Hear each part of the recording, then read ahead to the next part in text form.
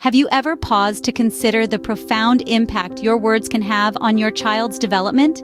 Each word we utter carries a potent force with the capacity to shape our children's self-perception and contribute to their overall development. It's like molding clay. Our words can carve out a masterpiece or distort the form entirely. Research in the realm of developmental psychology emphasizes this impact.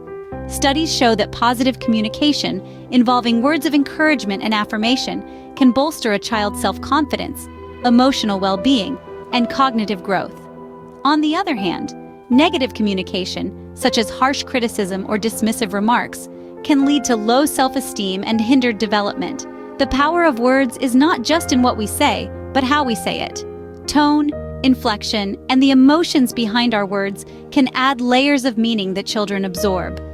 Remember, the words you choose can either build your child up or tear them down. Firstly, let's delve into the principle of recognizing and validating your child's feelings. This is a fundamental step in fostering a healthy emotional environment. When we validate our children's feelings, we're acknowledging their experiences and emotions as real and significant. This simple act can profoundly impact their self-esteem. So, what's the psychology behind validation? Well, it's rooted in the basic human need to be understood and accepted. When children feel validated, they develop a sense of self-worth and belonging, laying the foundation for emotional resilience and healthy relationships. Now, let's explore some practical ways you can validate your child's feelings. Picture this. Your child comes home upset about a disagreement with a friend. Instead of dismissing it as a petty squabble, show empathy. Say something like, "It sounds like you're really upset about what happened with your friend."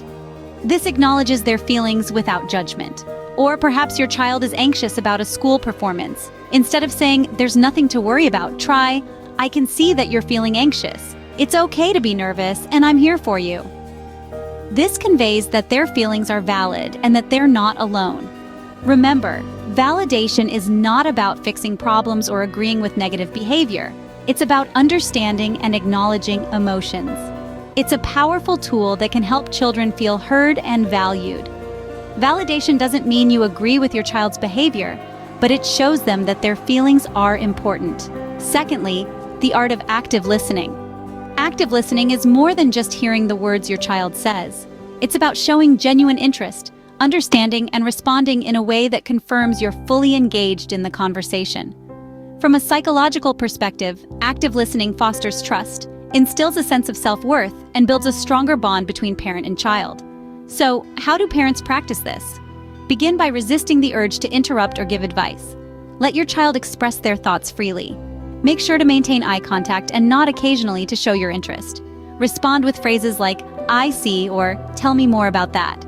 This encourages your child to open up even more. Remember, it's not just about what we say, but how we say it. The tone of your voice plays a crucial role. Keep it calm, warm, and inviting. Active listening shows your child that their voice matters. Thirdly, let's explore the delicate balance of providing constructive criticism. This is a crucial part of child development and communication, but it's a tightrope walk. When done without thought, criticism can dent a child's self-esteem, hindering their growth. However, constructive criticism, when given with care, can foster self-improvement and resilience. Psychologically speaking, the impact of criticism on a child is profound.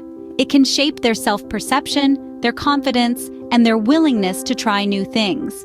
That's why it's essential for parents to approach criticism constructively. Rather than focusing on what's wrong, highlight areas for improvement. Start with a positive, then gently introduce the critique, followed by a suggestion for betterment. For instance, instead of saying, "Your room is always a mess," try, "I love how creative you are with your space. Perhaps we could work on organizing it better." This approach not only preserves their self-worth, but also teaches them how to handle feedback positively.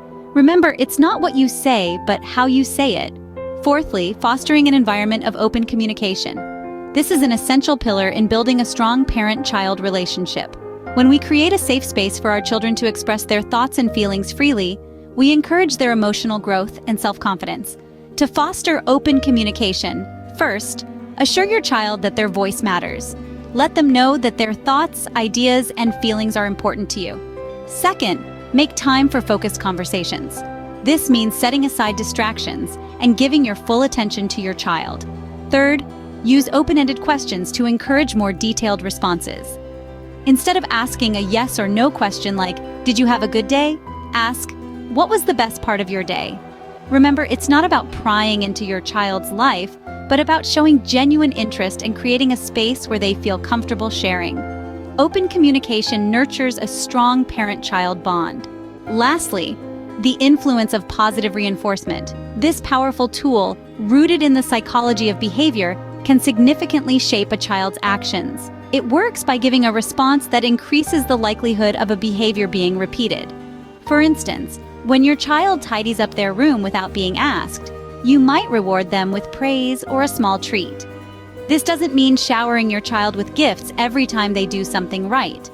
Positive reinforcement can be as simple as a smile, a word of encouragement, or a high five. The key is consistency. Regular reinforcement helps children understand the connection between their actions and the positive outcome. Remember, it's not just about rewarding good behavior, but also recognizing effort and progress. Celebrate the small victories, like your child trying a new food or mastering a tricky math problem. This fosters a sense of accomplishment and boosts their self-esteem. Positive reinforcement encourages repetition of good behavior. To wrap up, let's quickly recap the techniques we've explored today. Firstly, we dove into the power of words and how they can shape a child's perception of themselves and the world around them.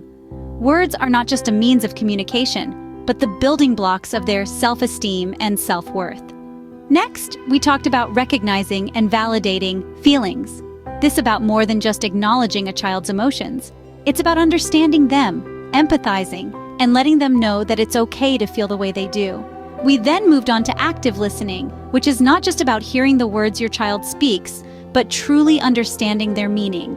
It's about giving your child your full attention and showing them that their thoughts and opinions matter. Fourth, we discussed constructive criticism. This involves offering feedback that is specific, helpful, and focused on behavior, not the child as a person.